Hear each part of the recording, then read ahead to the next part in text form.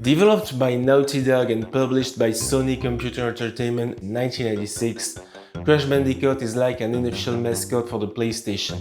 But before telling more about it, let's take the time to check the gift code of the last review. Hey everyone, welcome to this review of Crash Bandicoot on PlayStation. During this review you have the opportunity to find a 100 PSN code. This PSN code is divided in different parts during the review like the screen on my right, so keep watching.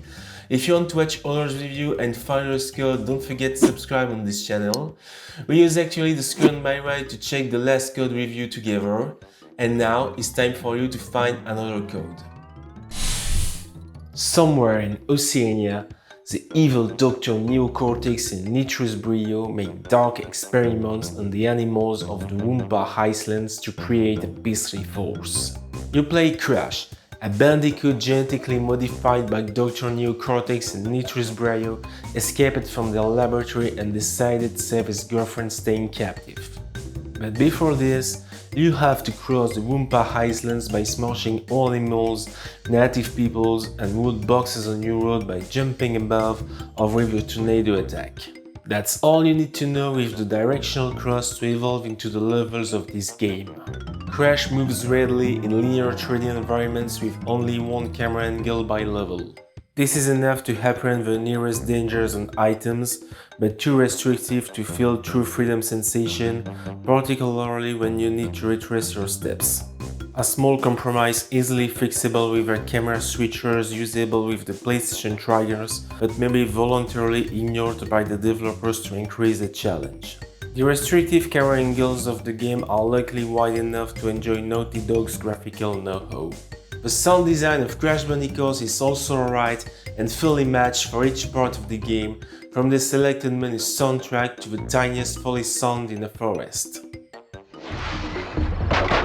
What have I got?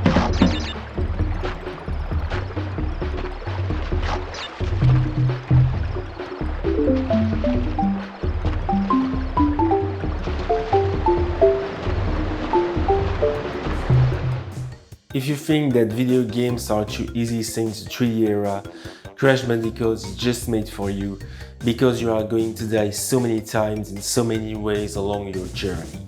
Die too many times at the same place is frustrating, but visibly not enough for the Naughty Dog developers team that like to increase our anger with Crash's dead cartoon animations.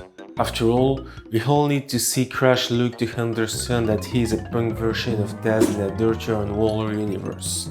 For precision, hand-drawn versions of the introduction and ending scenes stood first animated by the South Korean studio Acom Production, known for his works on major animated series like Animaniacs and Batman's animated series. Unfortunately, Sony took care of these scenes to use 3D real-time animations instead to show the power of the PlayStation. If items, boxes with lives, checkpoints, protector tribal masks, and icon pieces to unlock bonus stages then graciously inserted to help you, remember that you need to break all of them in each level to gain the level's gem. And if that didn't hardest enough, some levels required collecting a colored gem on another level to use it like an elevator to reach some boxes not enabled without. Collecting all gems is the only way to finish an additional level before the final battle against Dr. Neocortex, where Crash and his girlfriend escape boot from Dr. Neocortex's laboratory. She's present during the rest of the game in many bonus runs to unlock by collecting her 3 icon heads inside the same level. Finishing these bonus runs without dying gives your only way to keep your progress with a memory card or password, and it's probably the worst save system ever made in the video game industry. With this save system, you must finish a bonus run to save your progress just after the last finished level. And like finding the 3rd icon head of Crash's girlfriend means exploring at least a half-part level, you're guaranteed to remake this progression slice at each restart of the game. I say at least because boss fights don't provide any save option and collecting a gem can only save your amount of gems. Yes, Crash Bandicoot has a rotten save system, but this is the only real slack point for one of the best games of 1996. If Crash Bandicoot isn't perfect, is the full proof that 3D and challenge can working together in a time when too many developers sacrifice the second to the first. So, I hope that you liked this review of Crash Bandicoot on PlayStation. Personally, Crash Bandicoot is one of my favorite games, but obviously I remember when I was a kid, some moment when I wanted to destroy my PlayStation with this game because it was too hard for a teenager like me. Like you can hear, I'm not native English speaker, so if you find a lot of mistake when I talk, my apologize, and don't forget to leave me this in the comment.